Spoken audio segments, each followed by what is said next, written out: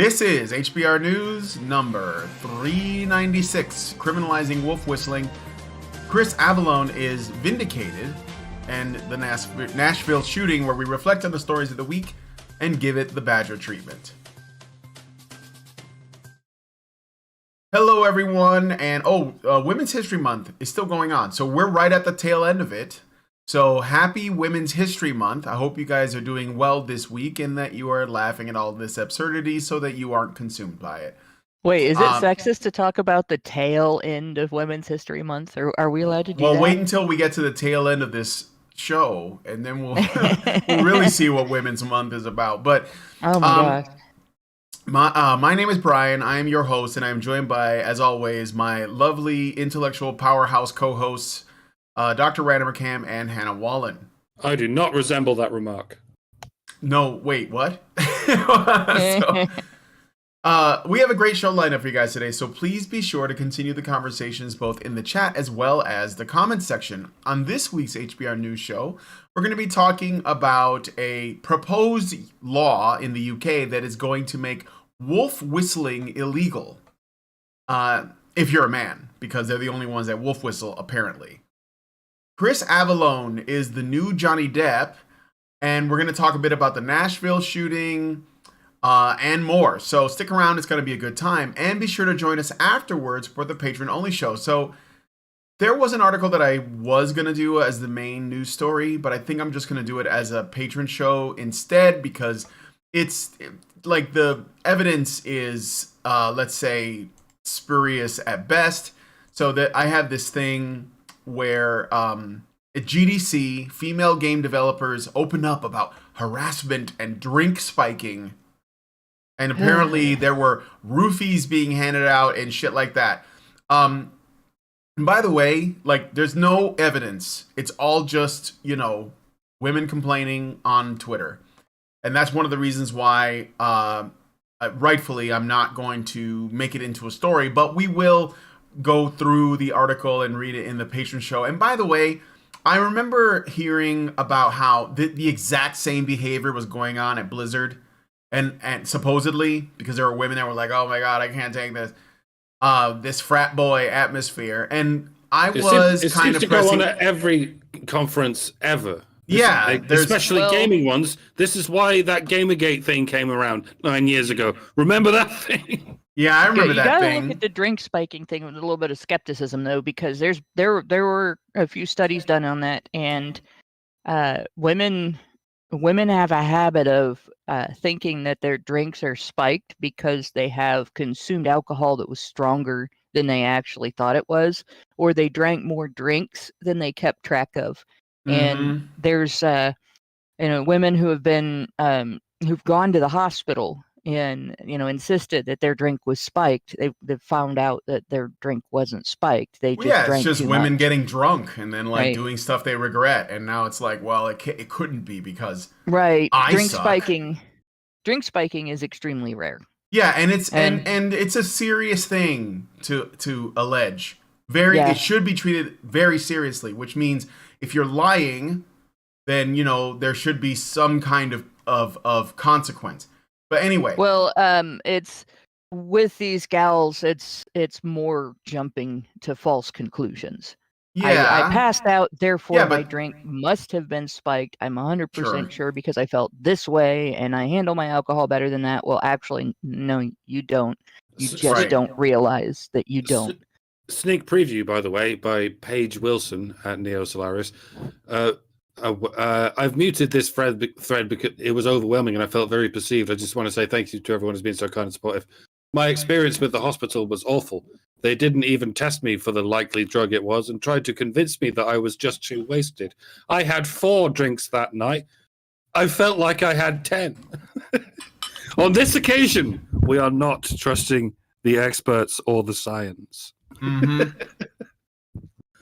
Yeah, I think I would die if I took 10 drinks in one night. Yeah, or if you had 4 drinks on an empty stomach, it might feel like 10.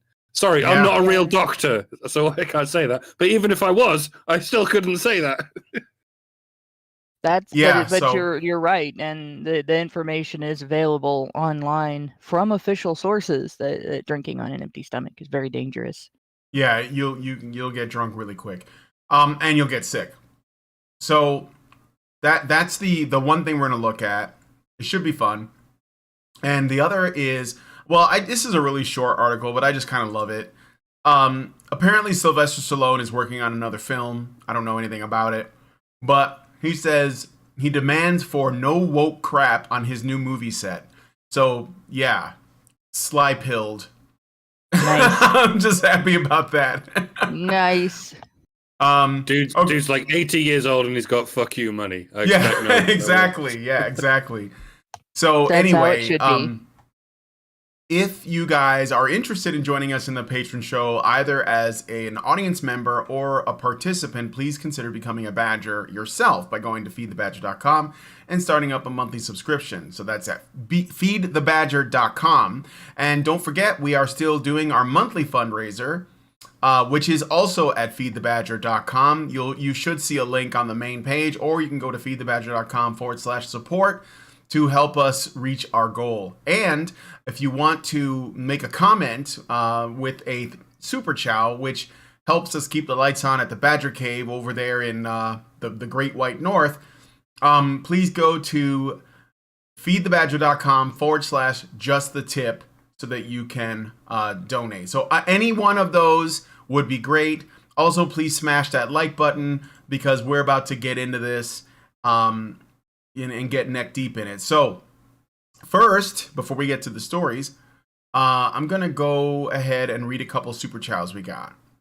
Lord Thundercunt, I hope that's okay that I said that, gives us $25 and says, "Missed the live feed. Here's $25 to help out." This was from the fundraiser we did on Sunday. So this is like, oh no, this was yesterday. Well, thanks for the donation. What was that? Thanks for the donation, Thundercunt. You're the reason we're demonetized. Yes, thank you. I'm joking. We're demonetized by default. So yeah, cunt. It doesn't we matter. didn't bother with it. For a misogynist member of the patriarchy, I can't stand to hear Allison cry. If I request a song for the next fundraiser, I want mindless self-indulgence. I want you to shut me up. Okay, well, I hopefully, because we're not going to do another one until later next month, but hopefully this will still be kind of like in our feed and I'll remember it. Or you can just tell us in the chat. Cryptic Messenger gives us $5 and says, "Hi everyone, I forgot to leave my cryptic message for the Badgers. Here you go," and doesn't say anything else. I think, pretty is cryptic. that cryptic? Yeah, that is pretty cryptic. Yeah. He just kind of let that hang. Just let that hang. All right. So with But all the of that question out of the way. how is it hanging? Yes, that's what we want all of the men here to let it hang. Let's get into today's stories. So, first, we have wolf whistling made illegal. Men who wolf whistle or make sexual remarks to women will face prosecution for street harassment, even if they believe it is a compliment or joke. Don't be in the UK. Don't be in the UK. Don't be in the UK. It's in the UK. It is in the UK. Yeah, this is in the UK. So far. So even if they believe it's a compliment or joke, under legal changes announced by Suella Braverman, the Home Secretary is to toughen a proposed new street harassment law so that potential offenders cannot escape prosecution by claiming they did not realize their behavior amounted to harassment. The new bill, so it's not a law yet, it's something that is being sort of proposed or tabled, okay? This new bill, due for its final report stage in the House of Commons on Friday, will make it an offense to cause, quote, intentional harassment, alarm, or distress, end quote, to a person in public based on their sex. Offenders will face a maximum of 2 years in jail. As you said, you'll notice it only applies to men and only when addressing women. The grey area between harassment and compliment is what the law is squeezing through at the moment, in total disregard of the grossly and shamelessly illiberal, inegalitarian separation of first and second class citizens. As a man even if you think you're complimenting a woman, it doesn't matter. You could say, "I like your shoes," in like the softest, campest voice you can muster, and that can land you in prison for 2 years, because you ought to know, and this is how it's worded, you ought to know that a reasonable person might feel harassed by that. And yeah, even whistling is banned. That's what it's called, wolf whistling. Even if you're a man within earshot of a woman. So it's not even freedom of speech at this point. It's the freedom to make any fucking sound when any woman in the vicinity doesn't like that sound. On the other hand... Oh, okay. I was just going to say, whistling doesn't sound like a very English thing. No, I don't know the difference between a whistle and a wolf whistle. Like if you're just whistling a tune. If a woman hears you whistling that tune, it was like, "Are you wolf whistling me?" And I'm like, "No." Well, you were whistling, but I'm not a wolf. Yeah, but what's wolf whistling? I don't know. You're under arrest, bruv. You don't have a license for that whistle. Well, on quite the other hand, if you are a woman, that's right. You can not only can you whistle, you can feel perfectly free to like accost someone in public and obstruct their path and back them into a corner while menacingly yelling, "Fucking monkey, gay ass, gorilla looking, nasty ass, debilitating, emasculating, incapacitating, indisposed, emaciating, attenuating, tenuous bodies," and you have committed no crime, milady. Even if you're saying it to another woman who feels harassed by your actions, because you're a first-class citizen. First-class citizens have the right to make noises at each other.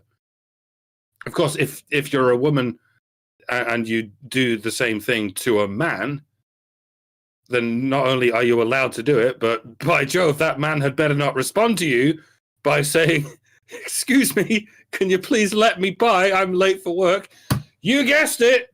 That man has 2 years of prison rape to look forward to, because he ought to know that such mouth noises on his part are unacceptable harassment to any reasonable person. Because this is what harassment means in the UK at this point. It means when any given woman is offended by any given man at any given time for any given reason. It's like that cliche with which we're all familiar, when your girlfriend gives you the stink eye and the pinch face and the silent treatment completely out of the blue, and you go, "What's wrong, baby? What did I do?" Mm-hmm. You all know what's coming, don't you? Yep. You should know what you did. If you don't know what you did, then I'm not going to tell you.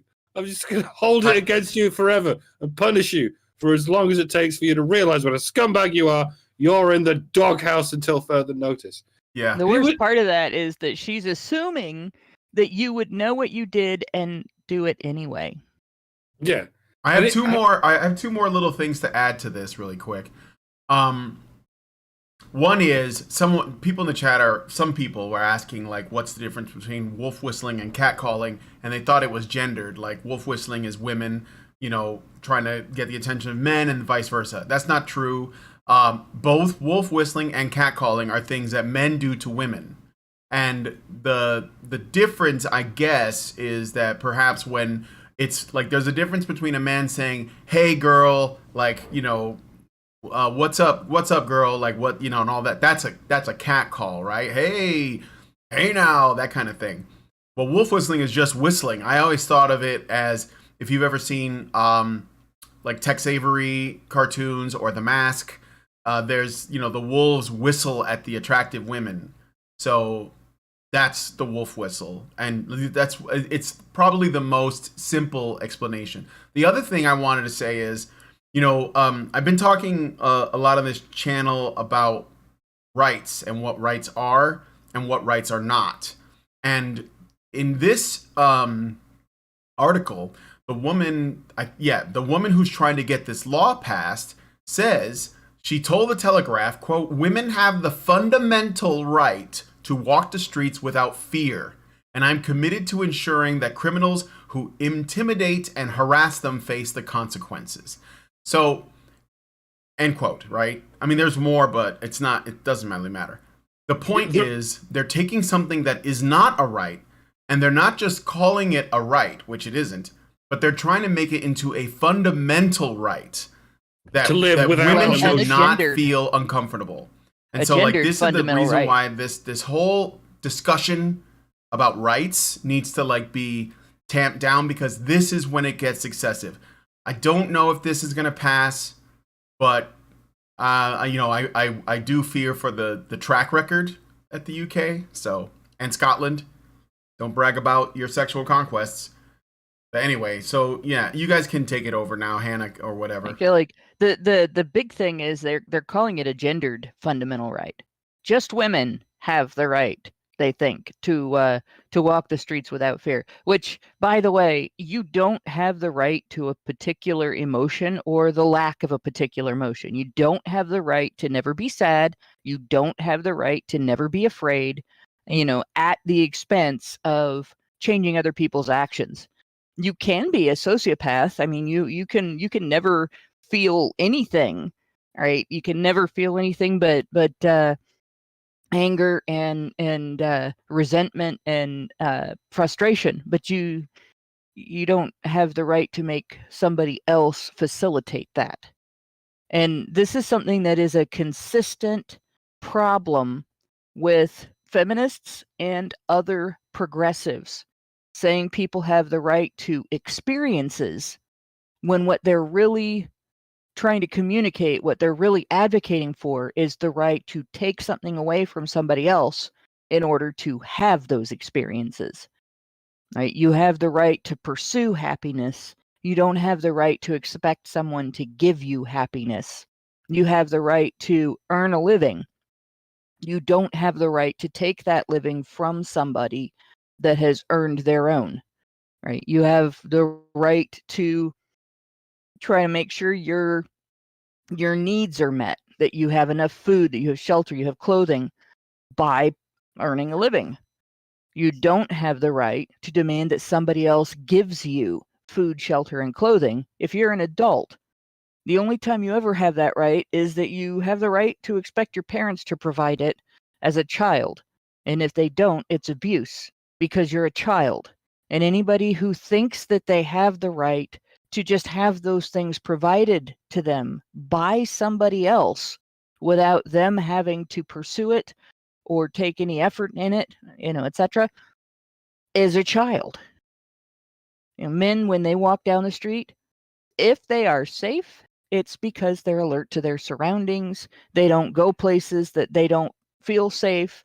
They don't go alone. They have confidence, things like that. It's not because some law says that nobody's allowed to mug them. The law says that, and people do it anyway. So they take measures. They take active measures, right? Women don't have the right to limit other people's behavior further than men do. And it doesn't matter how women feel about it. Your feelings do not dictate other people's rights. And that's something that it's when I've talked in the past about feminism being the wedge to usher in authoritarianism and totalitarianism, this is what I'm talking about. Women's feelings will be used to usher out your right to free speech, your right to defend yourself against violence, your right to contact with your children, your right even to be treated as a member of your family, right? Your right to earn your own living, your right to pursue happiness. Those things will be crushed if the law is constantly allowed to act on women's feelings. And not just women's feelings, but the feelings of the most fragile and easily offended women out there. Because a lot of us, as long as we're just talking about wolf whistling and catcalling, like most of us don't care about that. Or, if it's offensive, we just shake it off and move on. If there's not something offensive that's been said, it's kind of fun. Because it doesn't matter whether it's a compliment or not. It is noticed that, hey, guess what? You're attractive. and most people like the idea that they're attractive. So most of us don't get upset about that kind of thing, right? But the women who do are the ones that are getting these laws passed. So it is the weakest in society who are dictating how society is going to be arranged. That's really dangerous. Remember, I've said safety nets are dangerous. This is even more dangerous. This is a net that's out there to catch people being normal because somebody thinks they feel unsafe.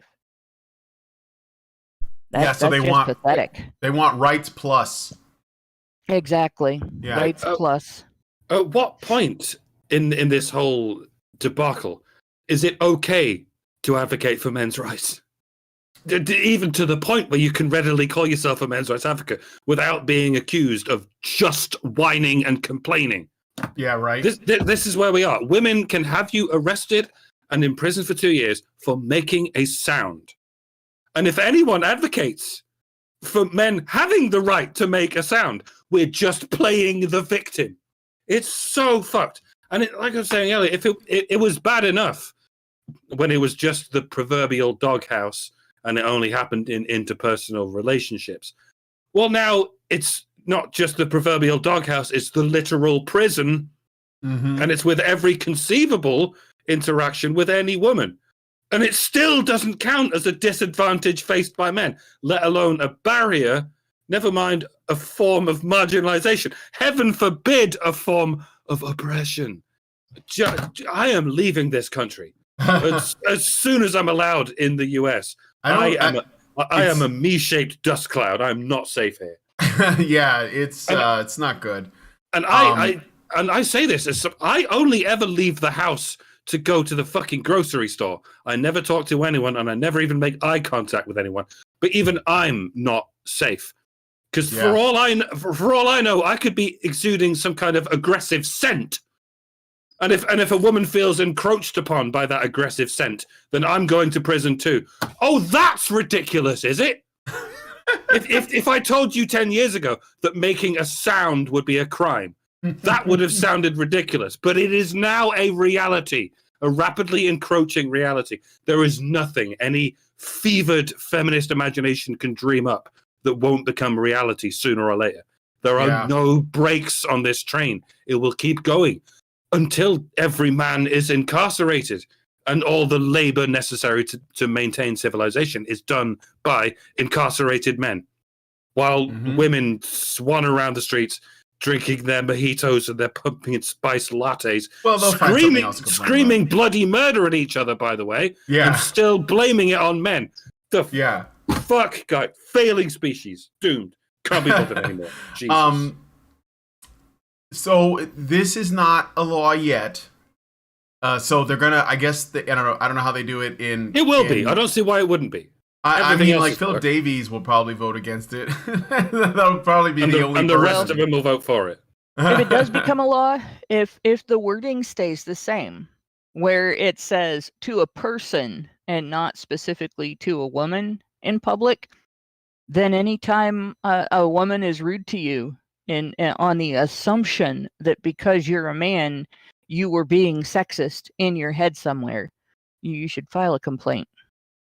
Absolutely. She treated me this way because I'm a man, and she just assumes, especially like gay men out there, anytime a woman accuses you, because women do this all the time.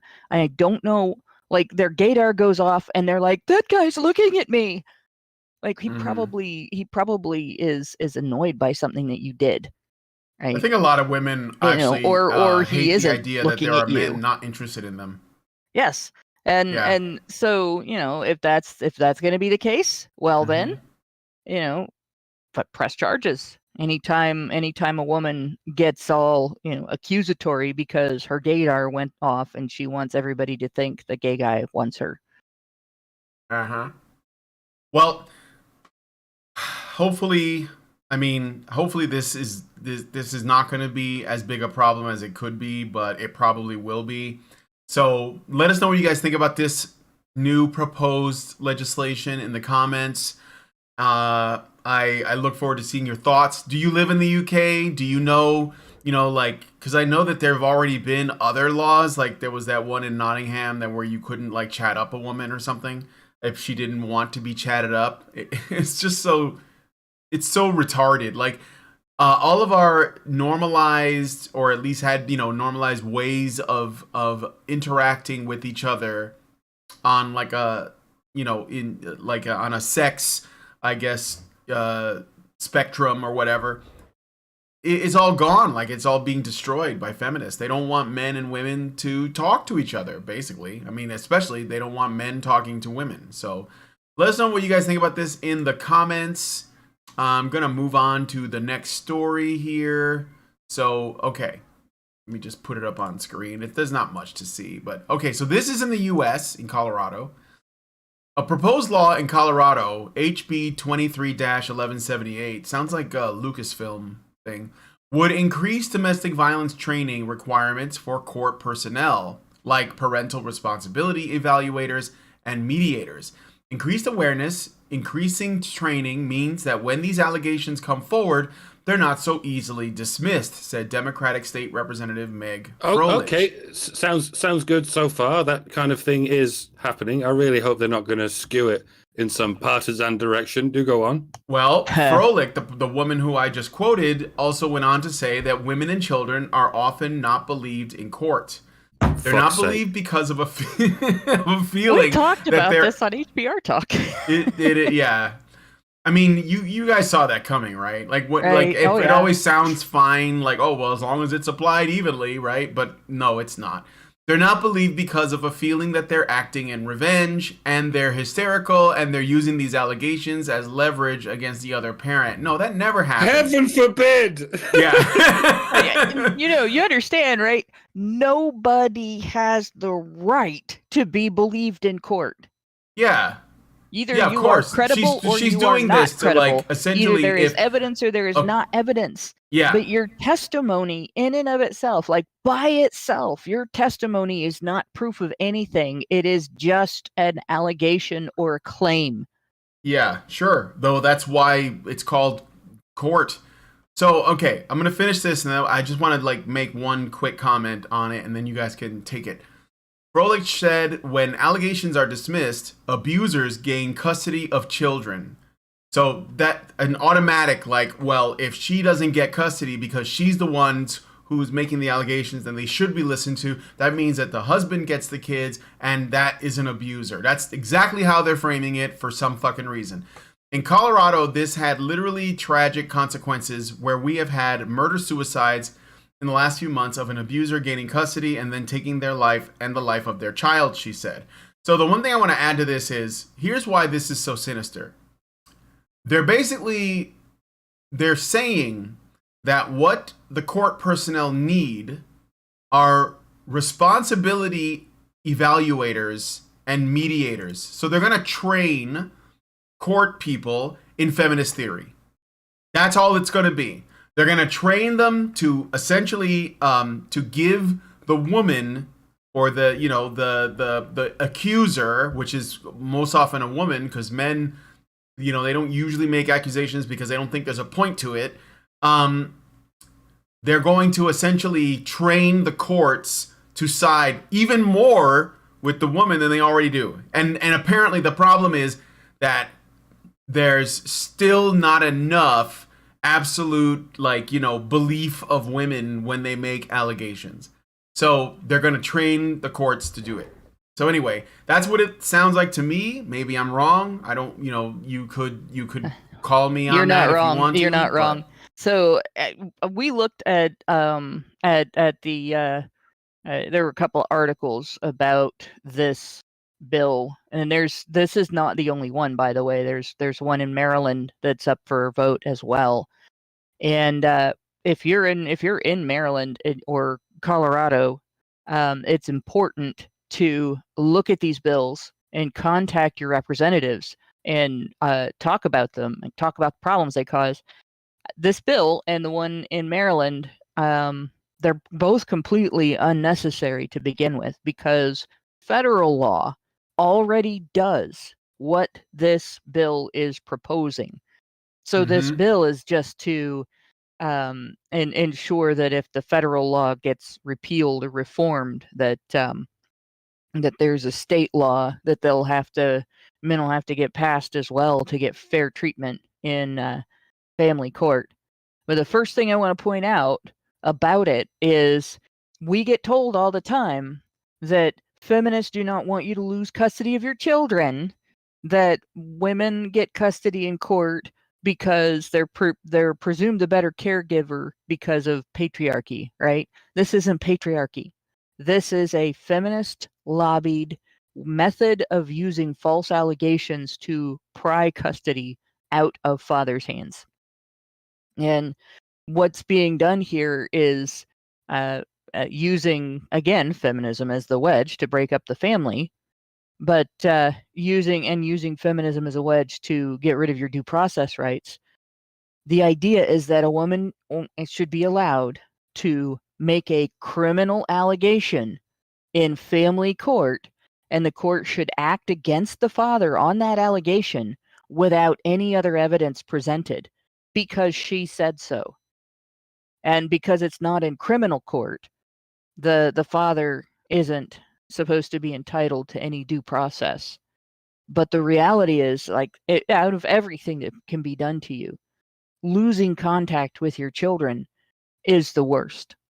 In my opinion, like if somebody did that to me, if somebody took contact with my children away from me, that would be worse for me than the death penalty. And I don't presume it to be any different for fathers. And yet it's done to fathers all over the country. And I just looked at some suicide research out of the UK. This is one of the main causes of suicide, male suicide in the UK, is having their family break up, losing their relationship with their wife, having their children taken away from them. Yep. It's like somebody ripped off half of your soul and set it on fire, and you can still feel it, but you can't do anything about it because they've got it. It's hard even just, dealing with separation anxiety when you know your kids are going to come and see you. But to have somebody prevent you from having a relationship with your kids, from mentoring your children, making sure they're okay, and getting to see them learn things and their joys and their happiness, to do that to another human being is the worst kind of abuse. I'd rather Yeah. be stabbed. And women just do it because they're mad. They do it flippantly. They do it because it's inconvenient to deal with the father in their lives anymore. They do it because why shouldn't they? It's their right. Right? That's it. It's not They even don't even have to have a real reason. yeah, it's They not will even just as casually cut half of your soul out and set it on fire somewhere where you can't reach it, as they would say, well, I'll see you tomorrow. Like, I mean, if you want people to believe that you are truly an evil person, do something like that. it's not even inconvenient. Having a man in your life, it surely is a convenience, especially if it's the father of your child. To get rid of that man and then bring on another man is surely an inconvenience. They're doing it. They're cutting off their nose to spite their face. Well, They are. cutting off their own nose My husband's ex-wife did that, and to spite their own face. she determined him to that's be how an you know. inconvenience That's how you, because it was embarrassing to admit to their church that her minister husband had married a woman who was married to another man. this is the difference between shallow evil and pure evil, if you could even draw that distinction. It's evil that will destroy itself just for the sake of destroying someone else. And that's the point we've got to. They just have so much hatred in their soul that they will even kill themselves in the process of destroying the world. It's fucked. Yeah. Yeah, and the sad thing is, like, there's a bunch of different ways that women do this to themselves at the expense of men. This is one of them, and of course, I think it's the worst example. and men do kill themselves over this. This is like if your friend gets divorced and has custody issues with his wife, make sure you talk to him every day. Mm-hmm. Every day, without fail, for a long time, especially if the custody battle does not go well for him, because you don't know how he's gonna handle it. It's not something that human beings are. We're not made to handle this, right? So these laws are really dangerous. Yeah, they are. And that they are an attack on fatherhood, and it is a Absolutely. feminist-led attack. So feminists should be shamed for this publicly, Mm-hmm. loudly, frequently. If you're in conversation with a feminist about this, it's not about dealing with actual abusers. It's because if you're dealing with an actual abuser, you go to the police, you file a complaint, you take your evidence to court, in which the prosecutor will gather, and you take that evidence to court, and the hearing happens, and the abuser gets convicted, and then they have to deal with the system. Yeah. That's it. And if you have that, then yeah, that should be entered into a custody battle, but not just an allegation, especially Right. not an allegation where there is no criminal trial going on. There should absolutely have to be a criminal allegation made to police and acted upon by the system before it can even be considered in custody court. Mm-hmm.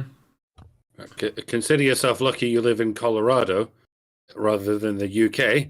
Mm-hmm. Over here, we passed these kind of laws 20, 30 years ago, and now we're at the point where a man can get arrested for sneezing in a woman's company.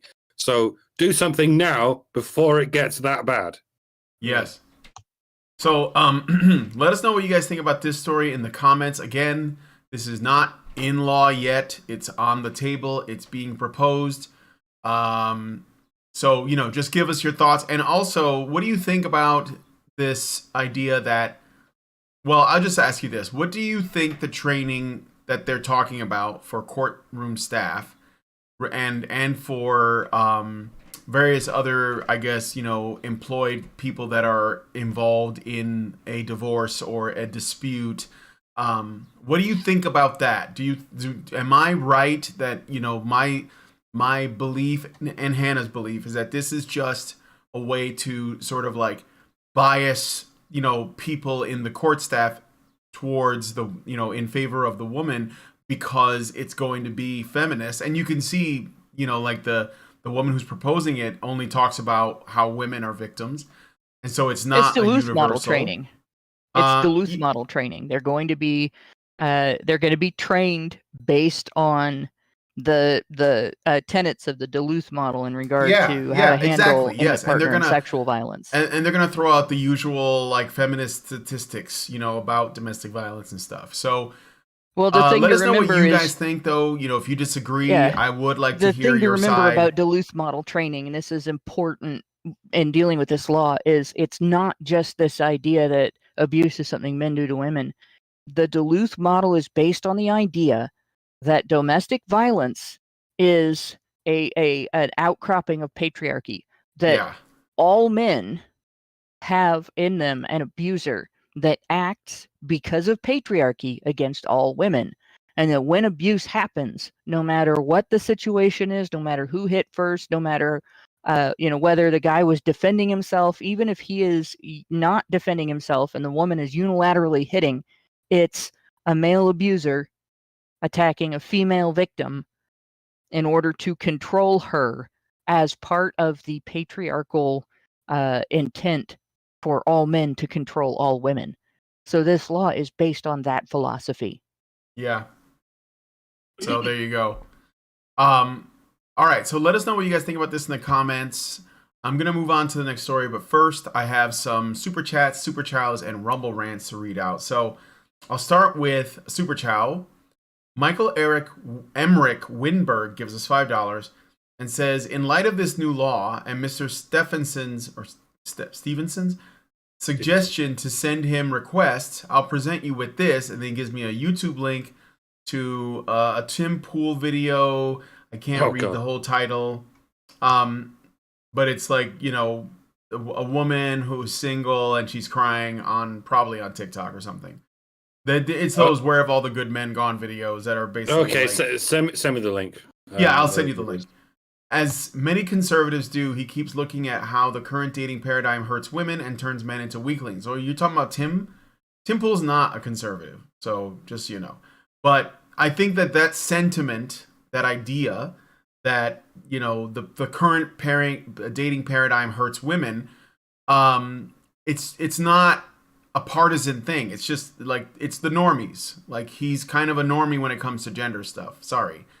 Tim Pool, he's kind of off in a way that I noticed recently because of his followers, honestly. His beanie is loose. Yeah, well, it's not even just that. There was a video that came out of a couple getting mugged on the street somewhere in California. And like, I don't care who you are or what your beliefs are. If you get mugged, it really sucks. And you know, you're terrified the whole time. Somebody points a gun at you, it's just absolutely, you know, cold in the gut wrenchingly terrifying. Yeah. Like, you're lucky if you don't shit yourself. Especially if you know, really have never been in a life-threatening situation before. And a lot of people they go through their whole lives and they've never experienced that. And then someone comes along and puts a gun in their face and takes their belongings. And this was kind of an extended thing that, you know, like, the guy made him get down on the ground and be face down, which you don't know if you're going to get shot at that point. You know, you don't know if you're going to get shot laying on your belly with your face in the dirt. And there were not openings in that situation where a normal person would be able to defend themselves. Like, you would have had to have been a really highly trained fighter to take an opening and have a chance to get the gun away from the guy without getting shot. And Poole commented on it. Well, you know, I don't see what the problem is here. You guys voted for this. Well, how does he know that? There was not 100% support for anything that has been on the ballot in California. Right. There were people there, and I commented, what about the people who didn't vote for it? How do you know those people voted for that? How do you know they're not people who didn't vote for it and are stuck in that situation, right? Yeah, we don't have guns over here. Nobody voted to get rid of the fucking guns. Well, the thing is, it just happened. Whatever polarization that Poole has engaged in, and, you know, on his YouTube channel and his Rumble channel and all that, his followers were so rabid about, no, these people are totally at fault. They didn't move immediately out of California. If you get mugged, it's your fault. That they went through a series of massive mental gymnastics to blame these victims. Like, I talked about all kinds of circumstances that can keep people from being able to flee an area where they're in danger, you know, including California's very unfair toward fathers who have child support. So you can't just, because most of them were saying, well, just quit your job and be homeless somewhere for a month and you'll have success in this new place and you'll only be on the streets for a month. Well, guess what? Being homeless isn't exactly a safe life either.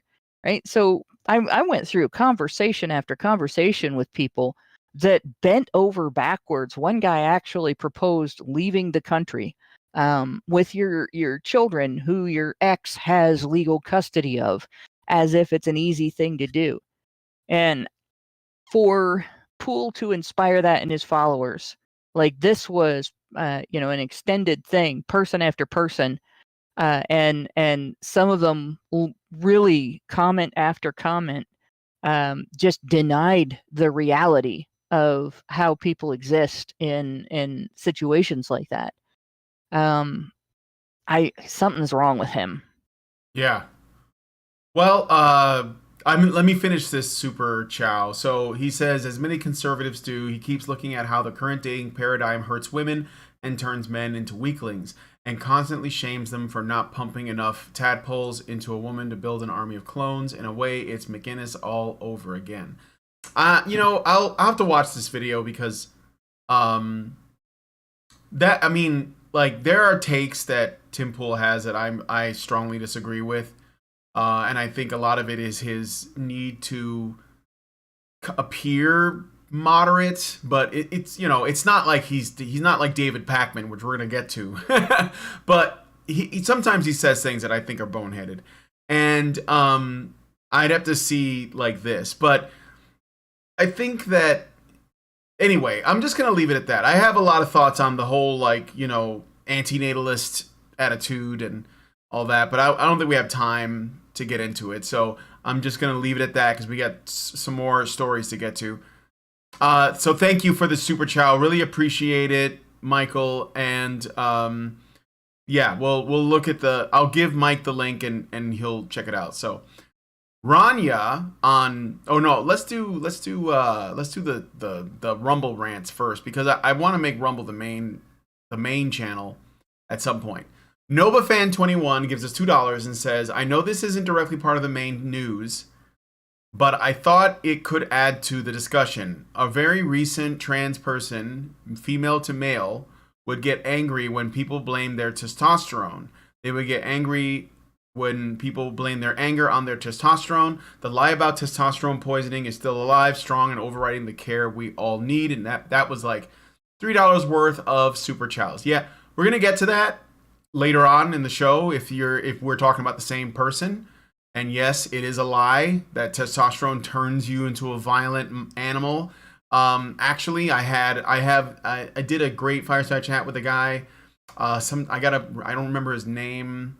Georgie. We've been talking about this for fucking 10 years at this point. Yeah. Testosterone induces fairness, not violence. Yes. It mitigates violence, if anything.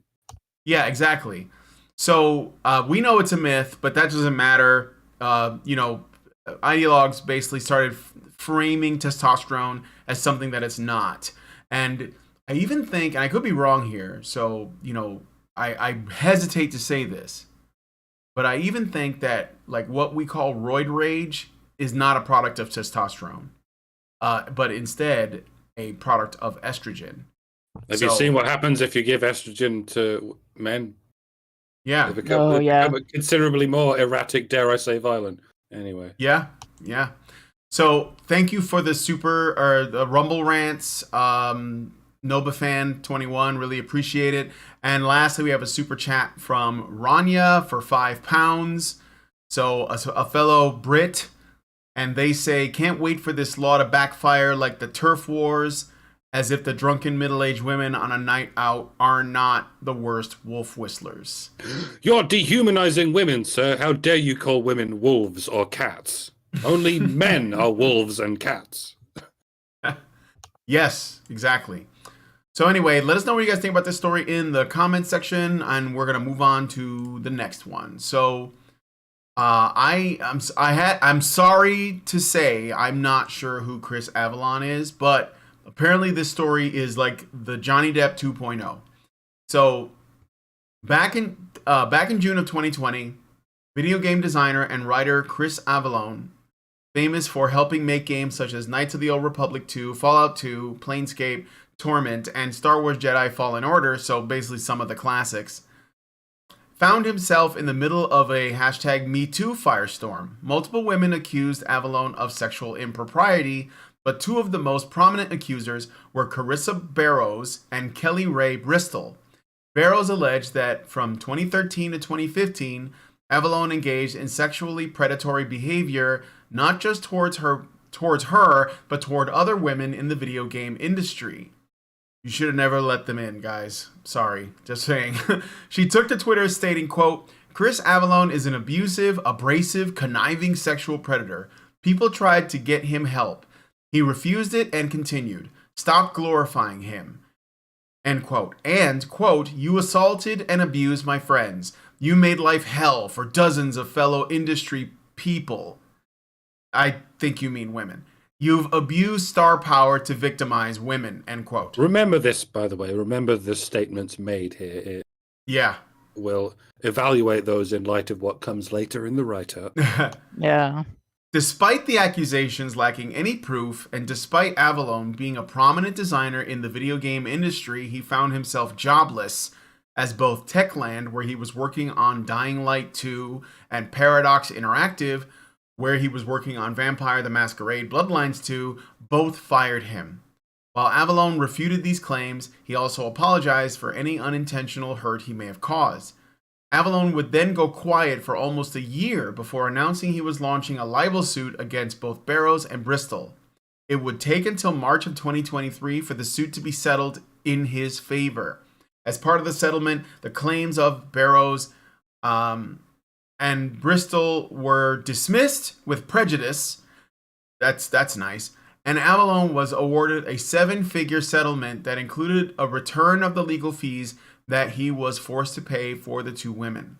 The settlement also included a statement from Barrows and Bristol that reads, quote, so this is from the women who accused him, Mr. Avellone never sexually abused either of us.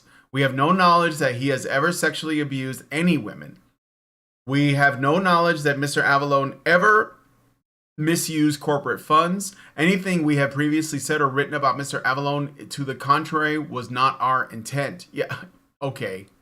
We wanted to support women in the industry. In so doing, our words have been misinterpreted to suggest specific allegations of misconduct that were neither expressed nor intended.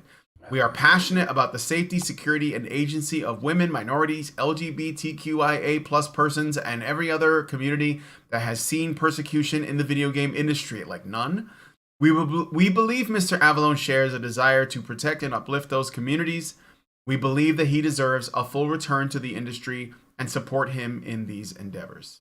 You gotta love legal apologies, the ones given under duress of legal action. It always reminds me of that scene in A Fish Called Wanda, where Kevin Kline is dangling John Cleese upside down over the edge of a building. Do you apologize? I do. I offer a complete and utter retraction. The imputation was totally without basis in fact and was in no way fair comment and was motivated purely by malice, and I deeply regret any distress that my comments may have caused to you or your family, and I hereby undertake not to repeat any such slander any time in the future. At least that's what I would have liked to have heard. An actual apology without the fatuous excuses like what we just heard. That was, I don't know what that was. It was somewhere in between an apology and a not apology. Yeah, there was like we didn't say this, and I don't know. I don't know how people interpreted it in the way that we said it. Yeah, like, we wanted to support about? women in the industry. Our words have been misinterpreted. We are passionate about the safety, security, and agency of women. Agency, yeah. We believe Mr. Avellone shares the desire to protect and uplift those communities. Blah blah. Yeah, bullshit. You weren't misinterpreted. You fucking lied. Yeah, and it wasn't to support women in the industry. It was to kick men out of the industry, and you succeeded, albeit temporarily. And you would have done it again and again and again if Chris Avellone didn't have such good lawyers. And then there's this Mr. Avellone shares our desires. He's just like us. The fuck kind of kick in the face is that? Like, okay, I guess we fucked up, but he would have done the same. Sorry, but that is not an acceptable apology. No, and the fact that Avellone accepted it is something of a disappointment. You were in charge, Chris, with prejudice. You could have rejected that apology. You could have got them to say anything. These bitches tried to ruin your life. And they're here going, we were never against you, though. We've always had the best of intentions. We know you're on our side, and we're on the right side of history. My dude, you could have laughed in their faces. You could have dangled them over a building and demanded they tell you the truth. Namely, we are petty, vindictive criminals who hate men. We did whatever we could to maliciously destroy as many men as we could, and we thought we could get away with it. And for that, we apologize. In the normal course of things, it's impossible to get feminists to say that. And you're one of the few men in history, Chris, who had the opportunity to make that happen, and you blew it. This strongly indicates to me that Chris Avellone himself is something of a dyed-in-the-wool feminist and a simp. But I'm not going to hold that against him. At least he did the right thing overall. I was just disappointed that he didn't take the retribution he should have taken. And, tempting though it is to suggest that as a pathetic male feminist simp, maybe he actually is guilty of sexual harassment, as so many of them are. I'm not going to suggest such a thing. I'm going to give him the benefit of the doubt because it's important to do that, even when it comes to people with whom you might have political disagreements. Innocent until proven guilty, especially when proven not guilty.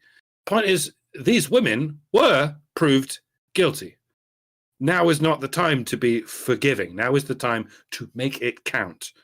So I don't know. In short, good on you, Chris. You're probably innocent. You didn't take it lying down. You did the right thing. You get an A+ for effort, but I'd C- for the follow through. Do better next time, because there very well could be a next time. Yeah. As long as you're still surrounded by these feminist zealots and their bottomless fucking hubris. Yeah. Best of luck. Well, the chances are there will be a next time because he's got a target on him now.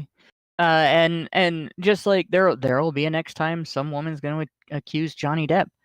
And I don't know if anybody will take the allegations seriously because it's been proved that they're false allegation targets, but the allegations will happen.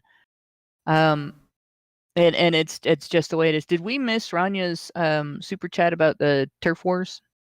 I read that one already. Oh, okay. I don't know why I missed it. But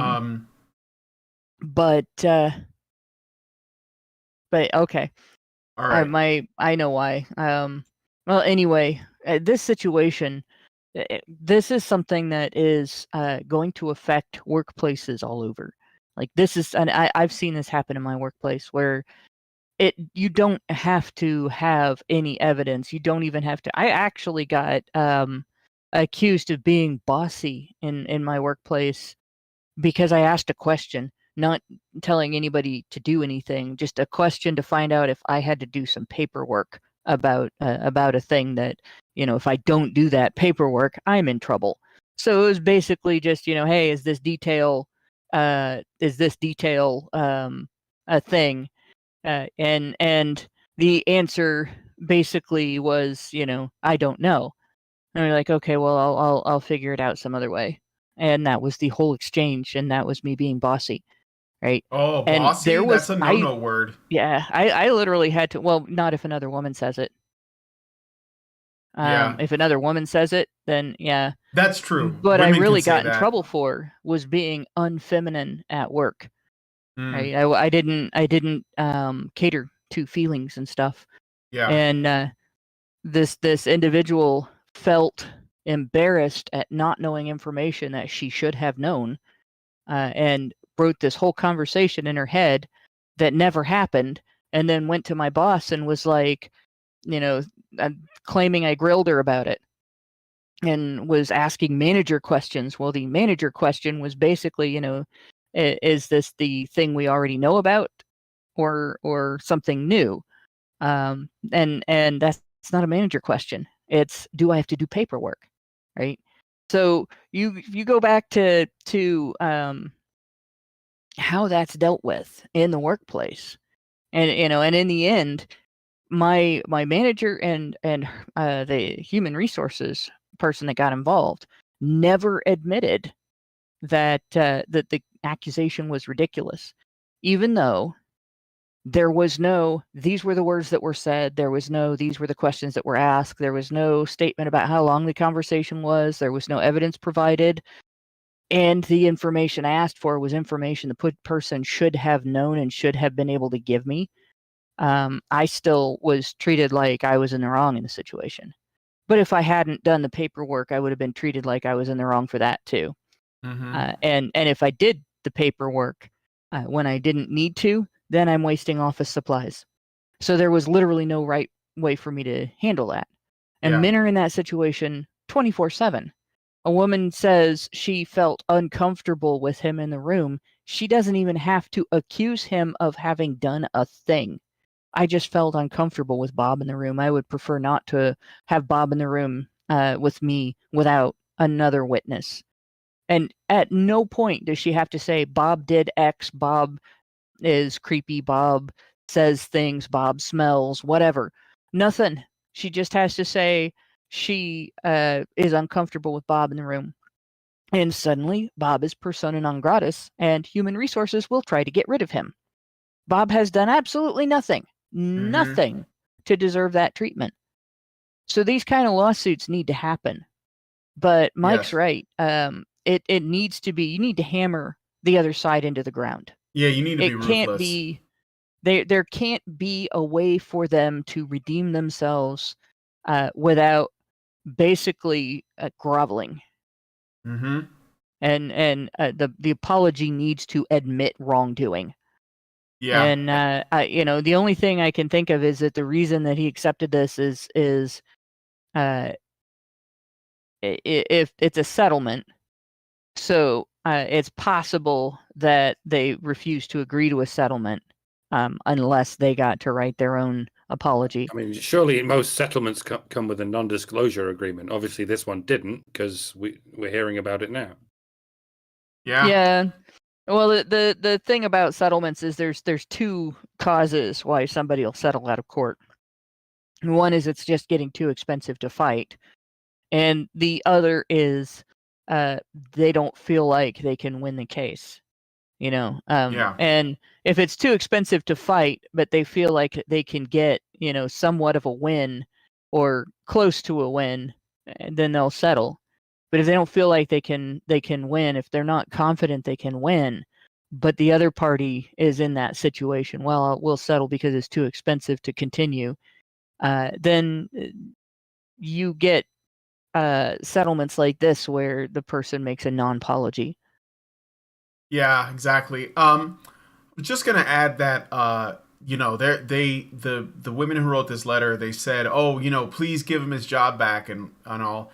I don't think he's gonna get it, because I mean, he might, but if he doesn't, I wouldn't be surprised, because just the allegation, even if you win the case, even if you beat it, that the companies that you worked for might be like, yeah, this guy's kind of, he's like poison now. We can't mess with him. In any case, you should stick up two middle fingers and say "fuck you" for persecuting me. Yeah, just because for of an persecuting me. allegation. Absolutely. Much the same goes with Justin Rowland, which someone in the comments. Yes. I guess we're not talking about that because I don't know. That might be still up in the air for similar reasons. I don't know. You're talking about the guy who created Rick and Morty? Yeah. Yeah. Apparently, according to someone in the chat, Richard Bier says that he was exonerated. So He was.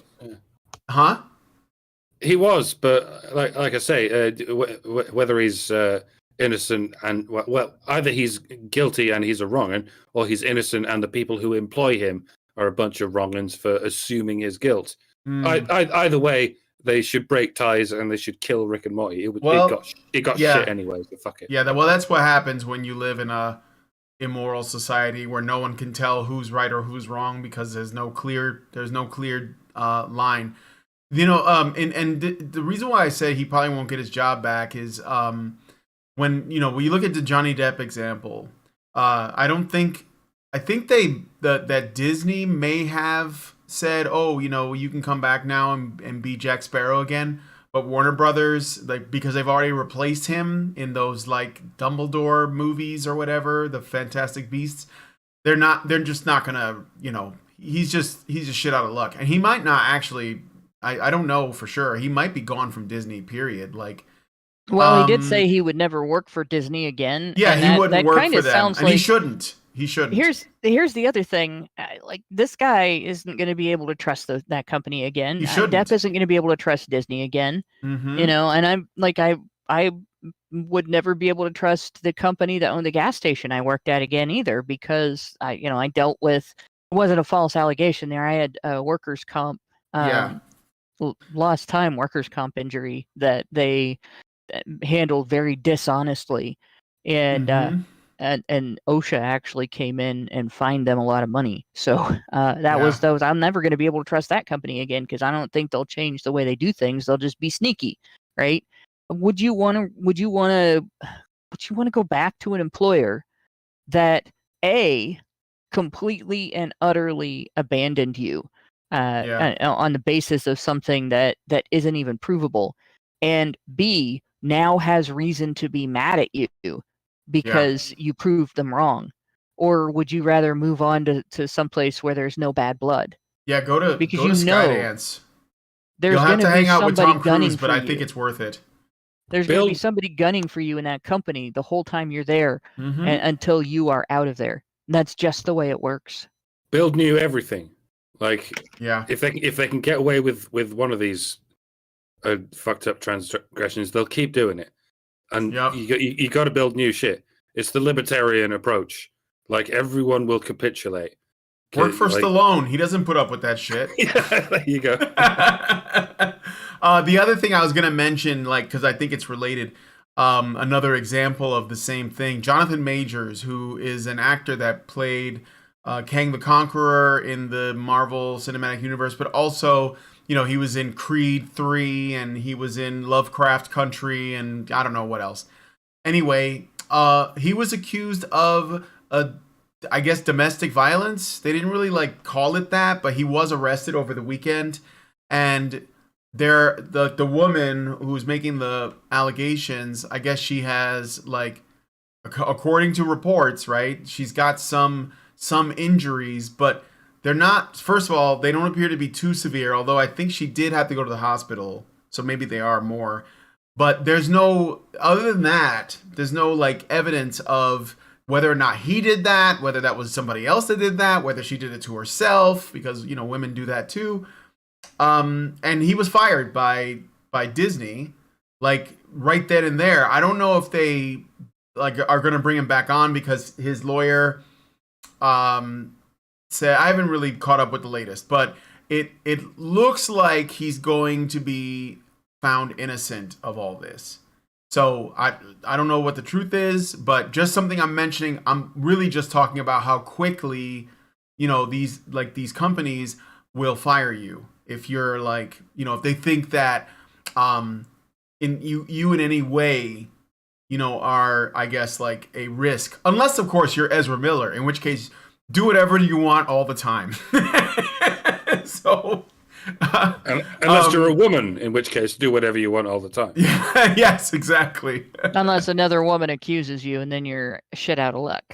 Maybe. I don't know. You gotta find a man to blame, and then you'll be fine. Yeah. How high do you rank on the progressive stack? Okay, so I got a super chat and a super chow, and then we're gonna do the last story. So super chow first. Michael Emmerich Winberg. So he's the same person who sent us the video, the Tim Pool video from before. Says, I may owe you, for $5, I may owe you guys and Mr. Pool an apology. I pasted the link rather than mention him or the video so as to avoid making it about the person, but I didn't expect to hit a nerve. I'm sorry. I'm not annoyed. Oh, you don't. I don't think anyone here is bothered by that. You don't have to apologize for that. I just, when it comes to Tim Pool, I'm completely disgusted at this point because of that conversation. Yeah. And honestly, he'd have to do quite a bit to redeem that. Yeah, so I mean, it is what it is. No big deal. We don't have to like everyone's opinions on YouTube. So even if we let's say some of them, and that's okay. I'm not into the purity testing. I'm not into the, well, they're not red pilled enough for me. It's it's a journey for everybody. So, Tim will probably figure it out at some point if he's curious enough and he remains interested, and maybe he'll recant or, shift his view. But for now, he wants his YouTube monetization. He's that's right. Come our way he's got on a total anything. line. Okay. And I guess the thing that really pissed me off about it the most was people's idea that you can run away from wokeism, because you can't. If you've ever read about the Long March Through the Institutions, you know why you can't run away from wokeism. They don't just take over an area and stay there, and they live their way and you live your way. That's not what happens, right? Mm-hmm. They go and they take over an area, and all of the people who didn't vote for it, don't want anything to do with it, that can get out, will flee, and the remaining people there that are not interested in living that way get persecuted until they comply. And then once they've got that area secured, they move to the next one, and it's wherever you fled to. So every time you flee the encroaching woke ideological takeover, the totalitarianism will follow you eventually. And like, people don't get that. So they're giving over areas to these woke ideologues. All right, yeah, fine, you can have California. Just don't come to Texas. Guess what? They're already there. They are already affecting change in law and policy. So you better get off your ass. And you might want to try to find another planet to live on, because they're already in all of the countries besides the United States, and they are in the process of taking over this one. The movement of the Overton window relies on what we might call the impersistence of memory. Quite in opposition to that Salvador Dali photo, the persistence of memory with the melting clocks. It should have been called the impersistence of memory. That if you feed people news through a transient medium like the television or the newspapers, where every day it's a different thing and you forget what happened yesterday, then you can absolutely play people for the short memories that this kind of media involves. People don't think about what happened yesterday. They're only thinking about what happens today. And so you can get them to completely forget what happened 3 months ago. It's become all the more apparent in the last 3 years with all the stuff that's happened. They can lie to you about something, and then 3 months later, they don't care that they've been lied to. Because that was 3 months ago. Who remembers that shit? And this is, I know we talk a lot of shit about the internet, but the internet is supposed to not necessarily fix this, but at least treat it by giving us a medium where things don't happen transiently in that way. It's there forever. You can go through a channel's content. You can marathon it all, in a couple of days. Right now, in the present, it's not. The past is just as important as the present if you're willing to look into it. It was supposed to fix the problem, but when it comes to people who do 5 videos a day, every day forever, it kind of falls into that same problem. Yeah, Jeremy of the Quartering has the same kind of issue. He has to chime in on everything, but and I think that it can.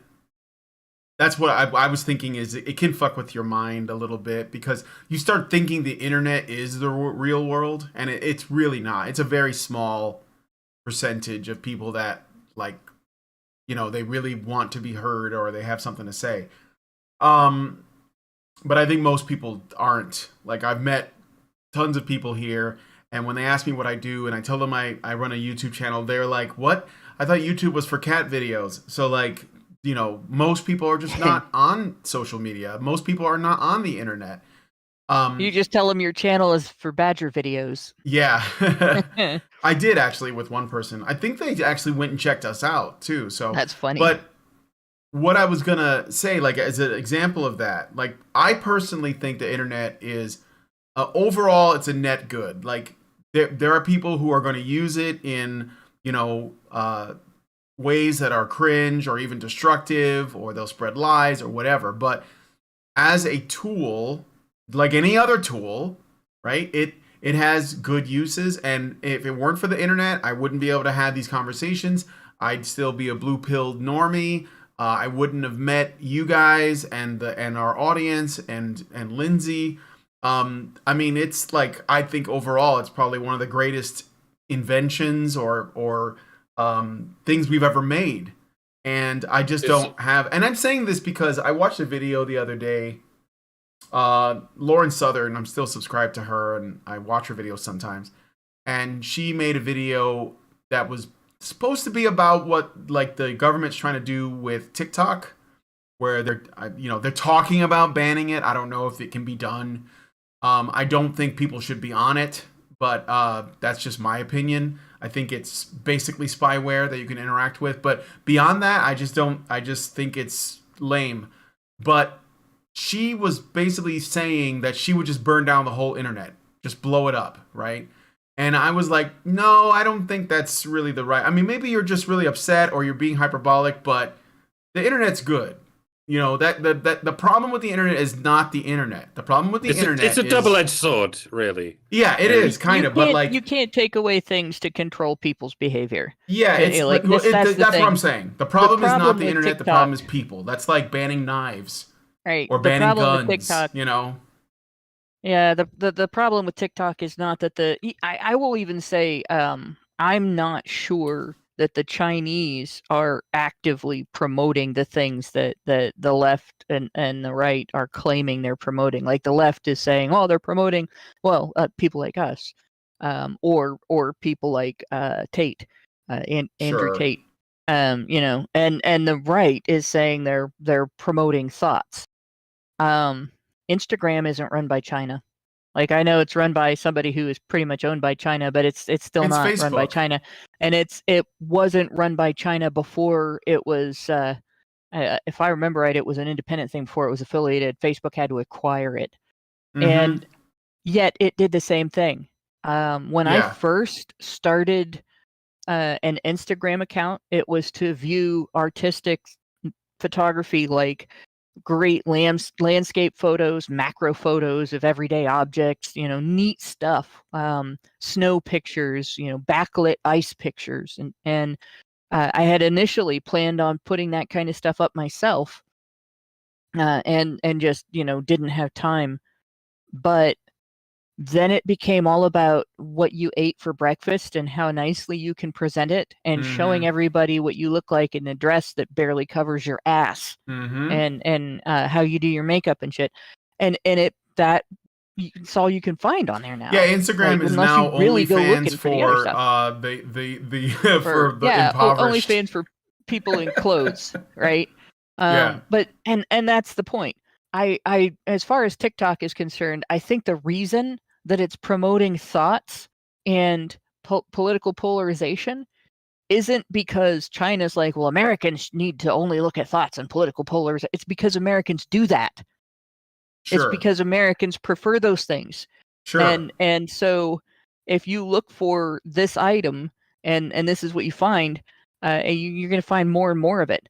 And this is not something that can be changed by banning it. No, is it a shit app? I won't use it. I don't have it on my phone. I don't trust it. I'll let Google track me all over the place, because then I can prove every place I've been, but I will not allow TikTok on any of my devices that I use for anything. Yeah, because for sure. I don't trust the app. I don't trust it not to change things on my phone. I don't trust it not to act like a virus, and I don't trust it to not steal my personally identifying information. So Yeah, you go. I mean, why would you? YouTube has shorts now. Yeah, they do. And Instagram really has Facebook and Instagram has Reels. It's the same thing. I don't really like videos that are over in 30 seconds. Like, that's just a meme. Make a GIF. Yeah. I don't know. Sometimes they're okay. They're like my coworker will do this. They'll sit. Well, not the coworkers I have now, but the coworkers I had earlier this year would do this. They'll sit and watch a whole series of videos, like on the same thing, that they're just somebody doing something comical to music or something, and it's like 30 seconds long, and they're entertained by this. That would drive me nuts. Well, people have short attention spans these days. Like, I could use those for reaction videos to things, but not just to sit and watch them. No, I get that. So I got okay. Let me finish the. No, I read that super chow. I have another one. Just gonna read through that. The killer is in the house. Gives us $5. It says, I like Hannah's description of wokeism, chasing after the escapees. It feels a lot like horror stories where the monster chases after the people that initially get away, only to find that the monster is already in the safe zone. All right, thank you for that. Appreciate the donation. And now let me see if there's anything new on No, nothing on Rumble. So I have one super chat from Albatross for $5. And they say, if the gaming industry is such a horrid, evil environment, then why do these women insist on working in such a bad industry? Well, Because they of want to take it quotas. over. It's not a bad environment. Yeah, it's because they can. The path Yeah. of least resistance. Yeah. There's quotas in these industries where if you're given your resume and say I am a woman, they go, "Ooh, woman, employ right now." So Yeah, exactly. Then you can just start drama because that's what I mean, not all women, not all, hashtag not all, but the women we hear about in these stories are definitely those women. So well, and those women will tell you why they wanted into those industries in their complaint. They'll call it a boys' club, right? Yeah, they want to break the glass ceiling in there. It's because they don't like the idea of men having anything that they do, any spaces that they work in, any spaces that they operate in at all that are not controlled by women. So they have to go in and make and change rules in order to ensure that those spaces become controlled by women. That's why they want to be there. Yeah, they that's don't literally care about anything else. That's why human resources exists. It's a way of controlling employees. Yeah. They want to break the glass boys club, and then when it breaks, they go, "Oh, male fragility." Yeah. Yeah. Okay, so I think that's it. Let us know what you guys think about this story in the comments. Did you know about the Chris Avellone thing? I didn't. I'm sorry. I don't really play those games. I like stuff that's a little bit more intense and fast paced. So let us know what you guys think about this in the comments. I look forward to seeing your thoughts. Now, I guess we're going to talk a little bit about, I mean, I don't have a write-up for this, but I don't know that it's like, crucial, but we'll talk a little bit for couple minutes about the Nashville shooting. Just to put it out there, I wasn't going to make this one of the stories based on what I had heard at the time, because more information has come out, and I didn't really see a point in it. Is this a men's issue or a women's issue or an MTF issue? Yeah, exactly. Like, I don't know. Quite knows.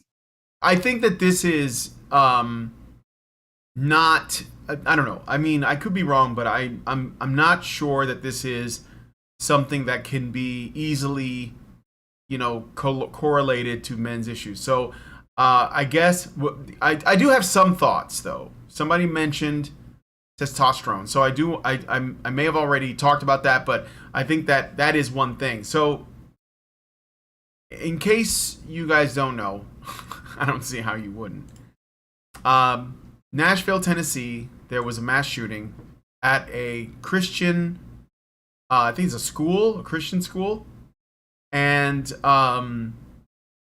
it was the perpetrator. So this kind of went back and forth because you have interviews with people who are activists in the LGBTQ space, and then you have the majority of people who don't know anything about it. This is what I mean when I say the internet is not a reflection of reality. Because here I think if you say LGBT, a lot of people will know what that means, and they'll correlate to things that they've read online, stories, conversations, whatever, right? Videos.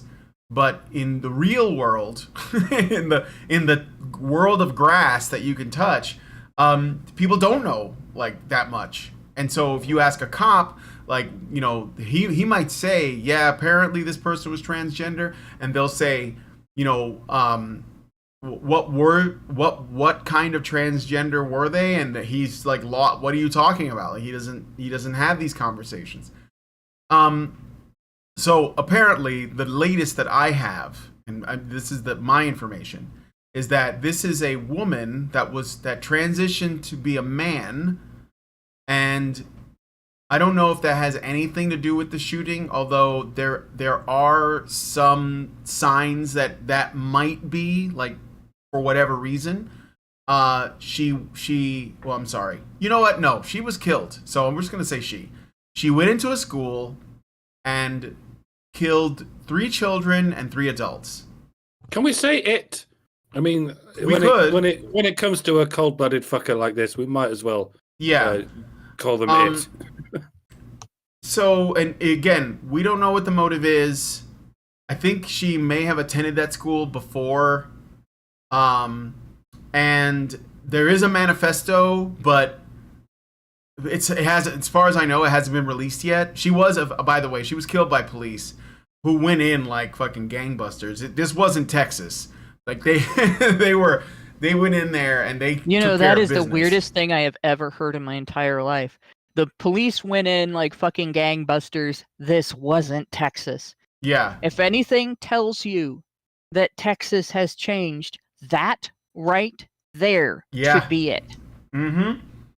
So yeah, they took care of business because it needed to be done, and you know, big ups to the police for their courage. Big ups to the teachers too, who were, you know, trying their best to protect their kids. I think one of the children that was killed was actually the son or daughter of the pastor of the church, because it was a school and a church.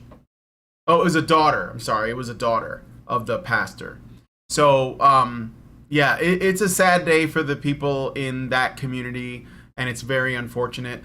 And of course, you know, and this is the thing about all of this that's the most frustrating for me, is when people start chiming in. Now, of course, some people are trying to score political points, but, and you know, that's expected, right? But my main frustration is that the conversations on both sides, or all sides, I'll say all sides, they're all incomplete. They're all not taking into account factors that need to be taken into account. First of all, we don't know anything about this person's past. I know that she was on medication. She was not just for her transition, but also for mental health, like SSRIs. We've done shows on SSRIs before, and the fact is, it's one of these things nobody wants to talk about. You know, you can't just medicate away a mental health issue. It just, I don't think that it really works. You know. No, there's other work that has to be done. Yeah, And yeah. You can't just say take this and you'll be fine, right? And well, the way SSRIs operate is reducing anxiety. But if your problem isn't just anxiety, and you have impulses or ideation that is self-destructive or threatening toward other people, just dealing with your anxiety not only does not fix the problem, it can take away your fear of the consequences of acting on those impulses or that ideation. And the thing that I have to say about this situation is it's very obvious when somebody does something like this, they have something going on, something wrong going on, right? They've got some sort of mental health condition. They've got some sort of something in their mind that is not working properly. And then they're not able to be effectively socialized with other people to the degree that they have violent impulses toward other people, and they don't have any fear of the consequences of acting on those violent impulses. So that's a situation that needs treatment. And regardless of any other debate on trans issues that doesn't even need to be addressed in this situation, one thing that is absolutely crystal clear is that transitioning this girl to male didn't fix the problem. Yeah. Because she still went out and killed a bunch of people, and she targeted children. The most innocent people, whatever was going on with her, if there were any people in the world at fault with it, it was not 8 and 9-year-old children that she'd never met before. So I wanted to mention something about the manifesto. But first of all, yes, my problem is that the conversation is not, in my opinion, starting where it should, and of course, it's not really happening in like a way that's, like productive, and that's typically how it goes. But like, yeah, they're focused on, this person was on testosterone. That's the reason for this, right? Testosterone is like it's a poisonous drug. It turns people into violent animals, and no, that's just a lie. That's just not true. Testosterone is not that at all. So stop regurgitating that bullshit. It's just not true. You are lying and you are an idiot.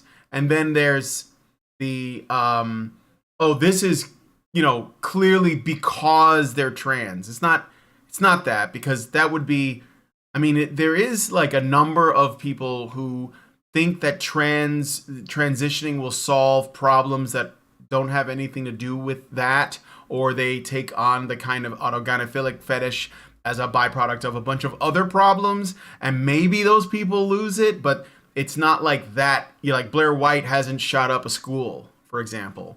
And then there's the argument that this person freaked out because we didn't use their pronouns, or because they were dead named or something like that.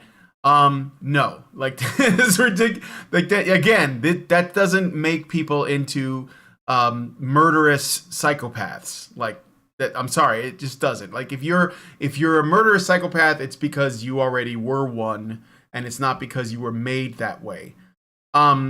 So Yeah, none of these are drug that does productive. Like this isn't like what we should be doing. If people want to figure this out, they should be looking into that person's history. They should be looking at whatever, like how they were treated by their parents, if they know their parents. Like those are the things I think that will be like the best path. But no one even wants to start that conversation. Like I guarantee that woman does not know her father. I guarantee it. And she was probably abused by a stepdad, a boyfriend, or the mom, or all of those. And I wouldn't be surprised, because that's like the one thing that sort of like links all of this stuff together. There is like a history of childhood trauma. That's like one of the most common things, okay? So there is that. Now the other thing, this is not related to the shooter, but rather the response. So the shooter's manifesto has yet to be released as of right now, to my knowledge.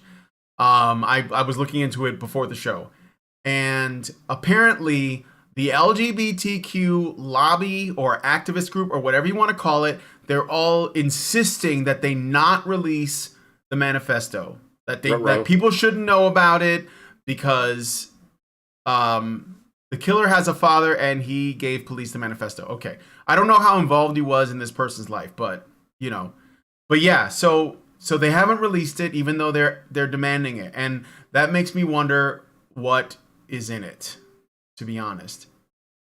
One last thing I'll say, and then you guys can say whatever you want. So this was a Christian school, and I don't think that's an accident. According to the police, she was planning this for, a while. This wasn't spontaneous, right? So this is a Christian school that she attacked. I think that it might, and this is just my opinion, I think there's been a lot of rhetoric for a long time, about how evil Christians are. And I think that it doesn't surprise me that somebody would feel the need to take matters into their own hands to deal with the Christian question, in my opinion. So here's a tweet from enlightened centrist moderate David Pakman. And I say that because, I'm not speaking for anyone except myself, but I've been saying for years and years and years, like since Gamergate, that people should not trust this guy, because he may come across as moderate, but he is not. He never was. No, he never was. Nope. So, and that I'm just saying that's important. So here's what he says: blue check mark and everything. Very surprising that there would be a mass shooting at a Christian school, given that lack of prayer is often blamed for these horrible events. Is it possible that they weren't praying enough or correctly, despite being a Christian school? He later on took the tweet down and said that he was getting anti-Semitic threats. That's why he did it. So Yeah, kind of a nuclear Not like take. anybody would call him out for taunting the victims of a mass shooting where Yeah, children were murdered. yeah, No, that couldn't be it. It had to be no, anti-Semitic threats. yeah, of course. Yeah, I'm gonna wear out the X on my Pressing exit keyboard right out. now. Like, I'm sorry, but yeah, no, nobody cares about his religion. Like, bro, we didn't And even know you were a big nose. We just you knew know, you were shitting on Christians. on the Yeah, subject of it being a Christian school, if this had been an inner city black school, and the same person had walked in and attacked, we would be hearing about how the students were attacked because they were black. If it yeah, was an all-girls school, we would be hearing about how the students were attacked because they were female. If it was a club for LGBTQ activities, we would be hearing about how the attack was done because the victims were gay. If it was any other parochial school, an Islamic school, for instance, we would be hearing about how it was Islamophobia that caused this attack. But we will not hear from the mainstream media that these kids were attacked because they were Christian. Yeah, there's. Sorry if I'm interrupting you because I'm gonna bang on now for a long time. There's always this card game the media plays in the event of a school shooting or any other violent or terrorist attack. There's a perpetrator card and a victim card, and the narrative score depends on how they stack up according to the suit of the card drawn. Namely, if it's a protected group or an unprotected group, which for brevity's sake we'll just call them the bad group and the good group. You know how it is. The bad group is straight, white, male, cisgendered, Christian, able-bodied, Western, English-speaking, and so on. It's all about victim cred and being an oppressor. It's all about oikophobia and xenophobia. Yeah. So if the perpetrator is bad group and the victim is good group, maximum news coverage, maximum outrage, maximum knee-jerk emotional reaction, maximum authoritarian crackdown on everyone's rights, etc.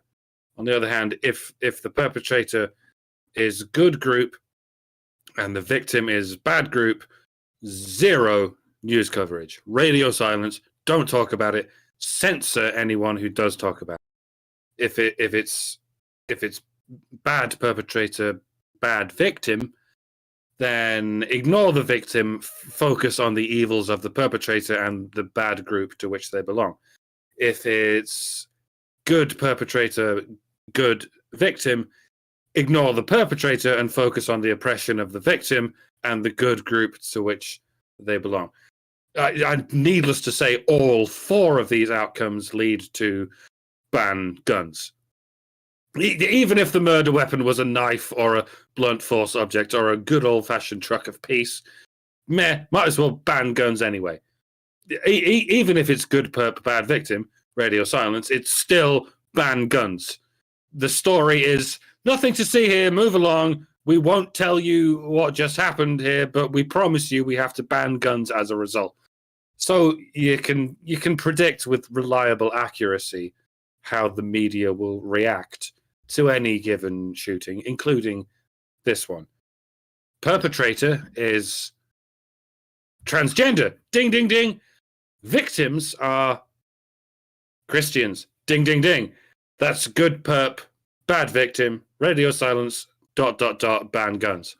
Of course, in this card game, you start with one card in each slot, but then you keep drawing cards and you add them to the stack, the progressive stack, which it's conveniently already called. Perpetrator is white, but victims are white, so they cancelled out. Perpetrator is English speaking, but victims are English speaking. Cancel out.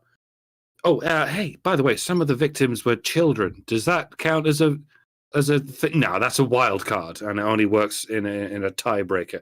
As we've established, they're white Christian English speaking children, so they are unprotected until further notice. Okay, perpetrator is, can we say disabled? I mean, that would help our cause, but no, having your body parts mutilated by a surgeon is completely different from having them mutilated by any other person or action. So, no, it would be bigoted to call her disabled. Wait, what do you mean, her? Well, she's a her, isn't she? You can't say that! Women never shoot anyone! Okay, so what cards do we play for gender? Well, man, of course! They're FTM, so it's a man! You realize what that does to the stack, don't you? Man is the worst of all the bad groups. They have more negative points than any other demographic. If the shooter is a man, then we have to talk about it. Damn, that's right. Actually, no, transgender is also a wild card. It cancels out the gender card so as to affect the outcome in any direction of my choosing. You're just making up the wild card rules as you go along. Every card is a wild card so as to affect the outcome of your choosing, isn't it? This isn't even a card game. It's just you stacking the deck, playing whatever cards you like, and pretending it's a fair and balanced system, isn't it? Black card! Black card! That means shut up. This is a black card situation. End of conversation. You'll never learn, do you? I don't know how the cards are going here. Get out. You get out! Sorry, I'll mute. I will ruin your face!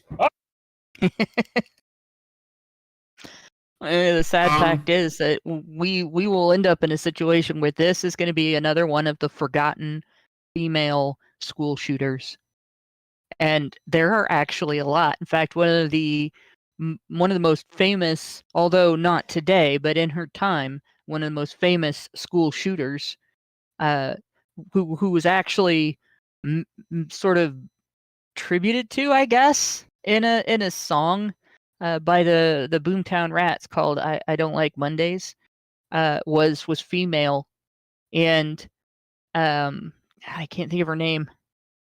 I can only think of her middle name. It's good that you don't remember her name. We shouldn't remember the names of these people. In any case, yeah, she. The reason that "I Don't Like Mondays" was a reference to her was because she answered that when she was asked why she committed the crime. Like, she was just completely messed up. It wasn't even true. She later came out and apologized for that and everything she did, and said that she felt like she had started a horrible trend because it became more and more common over time. But really, we just started calling more and more things school shootings. Like I actually had an article about this. I want to say in 2013 or 2014, maybe 2015.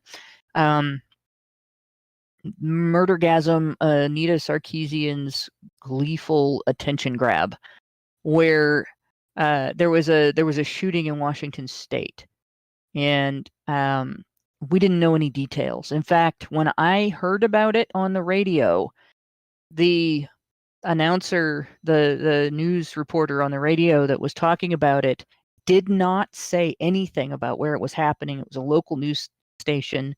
Scared the fuck out of me. I hurried home to get on the internet and find out where it was, because my son was at school, and it really sounded like he was reporting a local school shooting. And home was closer.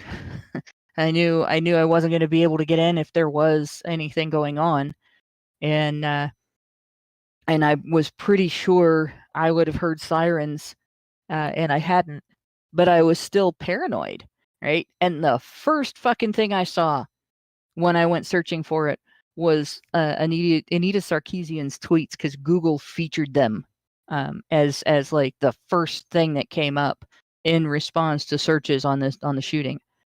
And of course, she was blaming toxic masculinity, and I wrote a whole article about that. And I looked up every female school shooter that had made national headlines in the last 30 years, and there were a lot. Yeah. Did that include the woman who went to YouTube headquarters?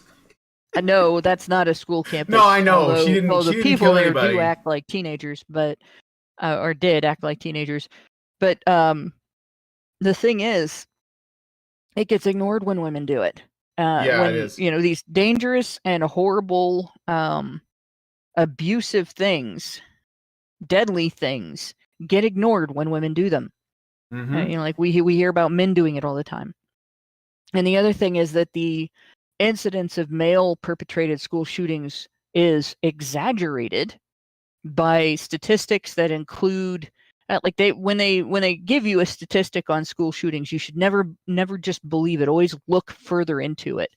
They include like if the cops break into a school, that is no longer in operation because they've had reports of crime going on in there, and there's a drug dealer in there, and the drug dealer shoots the cop. That gets called a school shooting because it's on a school property. Or if there's gang activity in the neighborhood in the middle of the night, and there's a shooting that happens on the property because the victim ran onto the property, they call that a school shooting. And those are things where they call it a school shooting if somebody fires a gun on school property without anybody getting hurt. Mm-hmm. And even if it's not at people, unless Sure. it's one of the areas that has high school ROTC. But so then you end up with these statistics that say there's a lot of male perpetrated school shootings, but it's not a shooter that went in and targeted students or teachers or anybody to do with the school, didn't happen during school hours, or otherwise didn't have anything about it that actually made it a school shooting. So we don't hear very much about that. And Yeah. female perpetrated school shootings are almost as numerous as male perpetrated. And then on top of that, there are situations, and I covered this too, where school shootings or mass murder attacks in a school, or attempted mass murder attacks in a school, have